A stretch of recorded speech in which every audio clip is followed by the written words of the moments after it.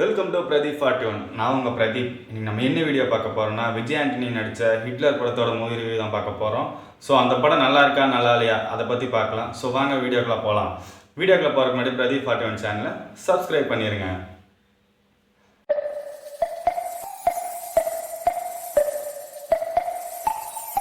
Hitler இந்த படத்தோட கதை சுருக்கம் என்னன்னா, விஜய் ஆண்டனியும் ஹீரோயினும் வந்து பார்த்தீங்கன்னா லவ் பண்ணுறாங்க. ஃபர்ஸ்ட் ஆஃப் ஃபுல்லாக அந்த லவ் பண்ணுற ஷார்ட்ஸை காட்டுறாங்க. அதுக்கப்புறம் பார்த்தீங்கன்னா ஒரு அரசியல்வாதி இருக்கான்.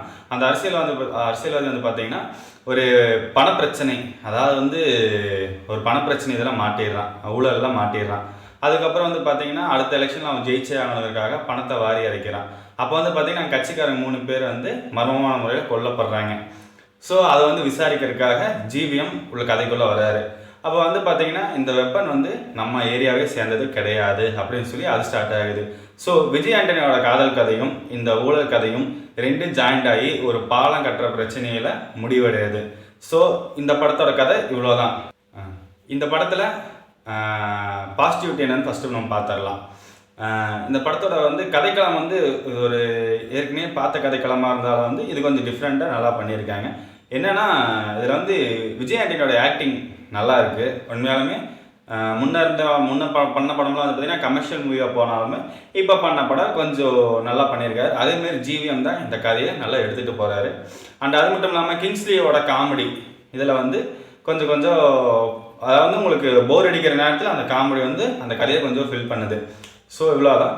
நெகட்டிவ் வந்து பார்த்தீங்கன்னா இதில் வந்து ஃபஸ்ட் பாயிண்ட் ஸ்க்ரீன் பிளே ரொம்ப அடி வாங்குது. ஸ்க்ரீன் பிளே வந்து ரொம்ப அடி வாங்குது.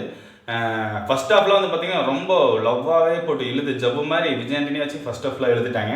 செகண்ட் ஹாஃபில் வந்து பார்த்தீங்கன்னா ஸ்க்ரீன் பிளேல ரொம்ப சொதப்பி இது பண்ணிட்டாங்க. Over lag. அண்ட் அது மட்டும் இல்லாமல் இந்த கதை வந்து இன்வெஸ்டிகேஷன் கதையாக போகிறத வந்து உள்ள கமர்ஷியலாக லவ்வில் இட்டு வந்து அதெல்லாம் போட்டு இது பண்ணிட்டாங்க.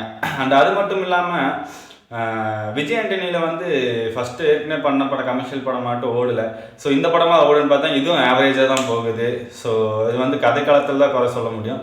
அதே மாதிரி எடிட்டிங் வந்து ஒரு மீடியமாக தான் பண்ணியிருக்காங்க. கலர் கிரேடிங்லாம் வந்து ஒரு மைல்டாக அப்படியே போகிற மாதிரி தான் பண்ணியிருக்காங்க.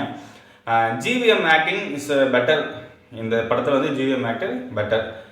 மொத்தத்தில் இந்த படத்தை பார்க்கலாமா வேண்டாமா, படத்துக்கு போகலாமா வேண்டாமா, என்னடா சொல்ல பிரதீப்னு கேட்டிங்கன்னா, இந்த படத்தை வந்து நீங்கள் ஒன் டைம் பார்க்கலாம். ஆனால் விஜய் ஆண்டனியோட கமர்ஷியல் மூவி நினச்சிட்டு போக வேண்டாம். இது வந்து ஒரு டிஃப்ரெண்ட்டான கான்செப்டை விஜய் ஆண்டனி பண்ணியிருக்காரு.